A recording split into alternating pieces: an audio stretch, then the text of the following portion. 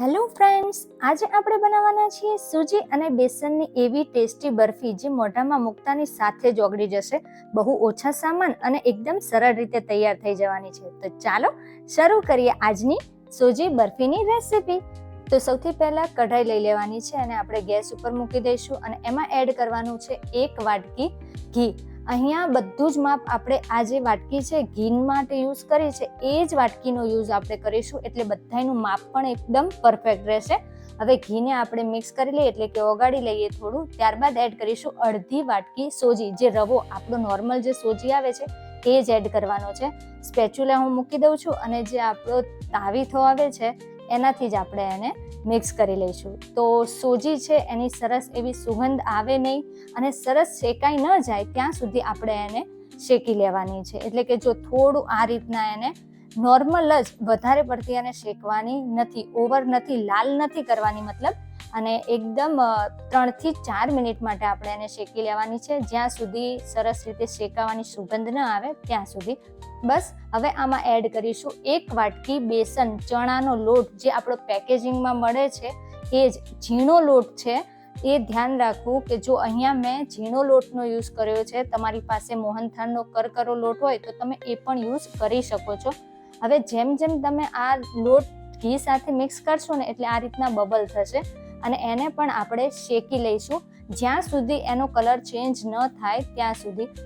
આમ નોર્મલી રીતે આ આપણો લોટ અને સૂજી છે શેકાઈ ગયું છે, પણ હા, મારે અહીંયા થોડો વધારે એનો કલર છે એ રેડિશ ટાઈપ કરવો છે, એટલે કે જેમ કે મોહનથાળનો કલર આવે છે બસ એ રીતના. એટલે મેં સૂજી અને બેસનને આ સ્ટેજ ઉપર શેકી લીધા છે અને મીડિયમ ફ્લેમ રાખવાની છે, હાઈ ફ્લેમ રાખવાની નથી. તો આપણો સૂજી અને બેસન બંને શેકાઈ ગયું છે. તો ગેસની ફ્લેમને આપણે એકદમ સ્લો કરી દેવાનું છે અને આપણી બરફી છે એને એકદમ દાણેદાર બનાવવા માટે અહીંયા આપણે આમાં એડ કરવાનું છે દૂધ. દૂધ અહીંયા મેં 1/4 કપ લીધું છે, એટલે અડધાથી પણ ઓછું. હવે જેમ આપણે દૂધ એડ કરીશું ને એમ આની અંદર એટલા આવા બબલ્સ થવા લાગશે, તો સાચવીને તમારે ધ્યાનથી મતલબ કે ચલાવવાનું છે, છાંટા વધારે ઉડે નહીં એના માટે. તો હવે આને સતત આપણે ચલાવતા રહીશું અને ગેસની ફ્લેમને ધીમી જ રાખવાની છે, હાઈ કે કરવાની નથી, નહીંતર શું થશે કે નીચે લોટ છે ને ચીપકવા લાગશે. હવે આને આપણે સતત ચલાવતા રહેવાનું છે જ્યાં સુધી દૂધ છે એ સોજી એબ્ઝોર્બ ન કરી લે ત્યાં સુધી. કારણ કે શું છે, દૂધ એડ કરીશું ને તો એકદમ સરસ બરફી આપણી દાણેદાર, જેમ કે મોહનથાળ બને છે બસ એ જ રીતના બનશે. વધારે આમાં કોઈ જ વસ્તુનો ઉપયોગ કર્યો નથી. આમાં એકદમ સિમ્પલ રીતે આપણે મોહનથાળ કયો કે બરફી કયો એ બનાવી લેવાની છે. તો હવે જો તમે અહીંયા આપણો જે શેકાઈ ગયો છે લોટ પણ સરસ રીતે, દૂધ પણ એબ્ઝોર્બ થઈ ગયું છે. હવે એને આપણે મૂકી દઈશું એક બાજુ અને હવે આપણે બનાવી લઈશું એની ચાસણી. તો મેઇન છે બરફી, મોહનથાળ કે કોઈ પણ ચાસણી બનાવવાની હોય ને તો એ મેઇન એનું માપ અને કેટલા તારની બનાવવાની એ મેઇન છે. તો એક બીજી કઢાઈની અંદર મેં અહીંયા જે વાટકીના માપથી આપણે લોટ લીધો હતો ને એ જ વાટકીના માપથી 1/4 વાટકી ખાંડ લીધી છે. તમે ટેસ્ટ તમારા એકોર્ડિંગ રાખી શકો છો. જેને વધારે પડતું ગળ્યું જોઈતું હોય તો 1 વાટકી લ્યો, જેટલો લોટ છે એટલો. જેને ઓછું જોઈએ તો 1/4 વાટકી ઇનફ છે. હવે એમાં આપણે અડધી વાટકી પાણી એડ કરી લીધું છે અને હવે જ્યાં સુધી ખાંડ એકદમ સરસ રીતે ઓગળે નહીં ત્યાં સુધી આપણે એને સતત ચલાવતા રહેવાનું છે. અને ખાંડ ઓગળી જાય અને આ રીતના બબલ્સ થાય એટલે એમાં એડ કરી દેવાની છે. અહીંયા મેં ઇલાયચી પાવડર એડ કર્યો છે, તમે લોટમાં પણ એડ કરી શકો છો. મેં અહીંયા ચાસણીમાં એડ કર્યો છે, જેના લીધે ટેસ્ટ અને જે એની સુગંધ આવે ને એટલી સરસ આવે છે એટલા માટે. તો અહીંયા જો ચાસણી છે એને આપણે સતત ચલાવતા જવાનું છે જ્યાં સુધી ચાસણી એક તારની ન થાય ત્યાં સુધી. જો તમે સોફ્ટ રાખશો તો એકદમ લચકો થશે અને વધારે કડક કરશો તો એકદમ કડક થઈ જશે. તો પરફેક્ટ આપણે ચાસણી બનાવવાની છે. ચાસણી જો આ રીતના થાય ને તો આપણે આ રીતના વાટકીમાં એક ટીપું લઈ લેવાનું, સહેજ ઠંડુ થાય એટલે આ રીતે હાથ અને એટલે કે આંગળી અને અંગૂઠાથી આ રીતે ચેક કરી લેવાનું છે. જો આ એક પરફેક્ટ એક તારની ચાસણી આપણી રેડી થઈ ગઈ છે. હવે ચાસણી છે એ ગેસની ફ્લેમ આપણે બંધ કરી, પણ તો પણ વધારે પડતી કડક ન થઈ જાય એના માટે અહીંયા મેં 2 ચમચી જેટલું દૂધ એડ કરી લીધું છે, જેથી ચાસણી છે એ વધારે કડક ન થાય અને એનું ટેમ્પરેચર પણ મીડિયમ રહે. તો આપણી ચાસણી રેડી થઈ ગઈ છે. એને હવે આપણે એડ કરી લઈશું જે આપણું બરફીનું મિશ્રણ હતું સોજી અને બેસનનું એની અંદર.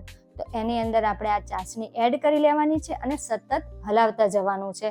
જેથી એમાં લમ્સ પણ ન પડે અને એકદમ સરસ એવું આપણે જે લોટ અને ચાસણી છે ને એ સરસ રીતે મિક્સ થઈ જાય.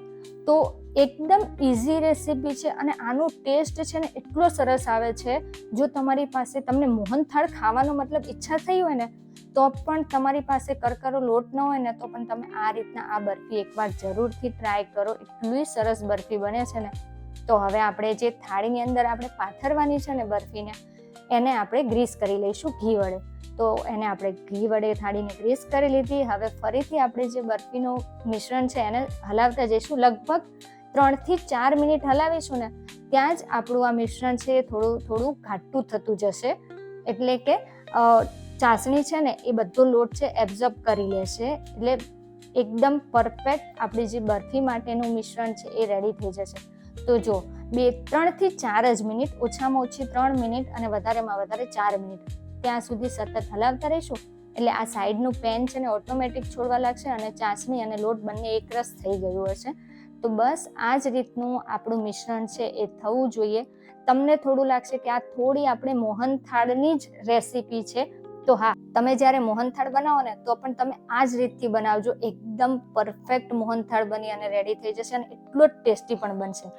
તો આપણું આ બરફી માટેનું મિશ્રણ છે રેડી થઈ ગયું છે. એને હવે જે આપણે ઘીથી ગ્રીસ કરેલી થાળી હતી એની અંદર લઈ લઈશું અને એને સરસ રીતે ફેલાવી દઈશું. તો જો તમે આ સ્ટેજ ઉપર પણ એને કરી શકો અને થોડું હજી વધારે ઢીલું હોય ને તો તમે ત્યારે પણ પ્લેટની અંદર એને ફેલાવી શકો છો. તો સૌથી પહેલા હું અહીંયા તાવીથાથી ફેલાવી દઈશ અને પછી જો તમને એવું લાગે ને તો તમે કોઈ પણ વાડકી હોય એની પાછળ નીચેના ભાગમાં થોડું ઘી લગાવી એને પણ આ રીતે ઉપરથી પાથરશો ને તો પણ સરસ રીતે આપણું જે મિશ્રણ છે ને એ પૂરી થાળીની અંદર ફેલાઈ જવાનું છે.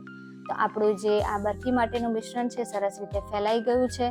હવે એની ઉપર બદામ, પિસ્તા, કાજુ તમે કોઈ પણ ડ્રાયફ્રૂટ નાખી અને એને સજાવી શકો છો. અહીંયા જો મેં આ રીતે ડ્રાયફ્રૂટ એડ કરી લીધા હતા ઉપરથી. થોડો વિડીયો છે એ રેકોર્ડ થયો નથી એટલા માટે. તો હવે આપણે આ બરફીના સ્ક્વેરમાં પીસ કરી લેવાના છે.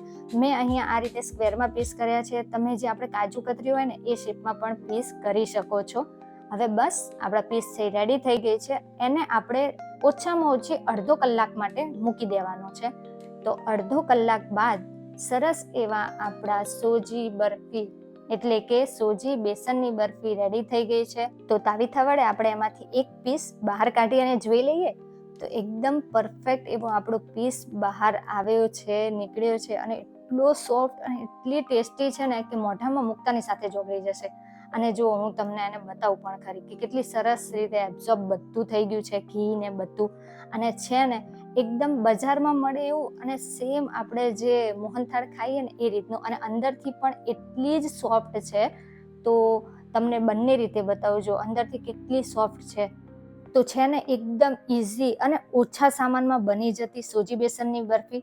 તો તમે પણ ટ્રાય કરો અને પછી મને કમેન્ટમાં જરૂરથી જણાવો કે તમને કેવી લાગી આજની આ સોજી બેસન બરફીની રેસીપી અને વિડીયો બંને ગમ્યો હોય ને તો લાઈક, સબસ્ક્રાઈબ અને શેર કરવાનું તો ભૂલતા નહીં.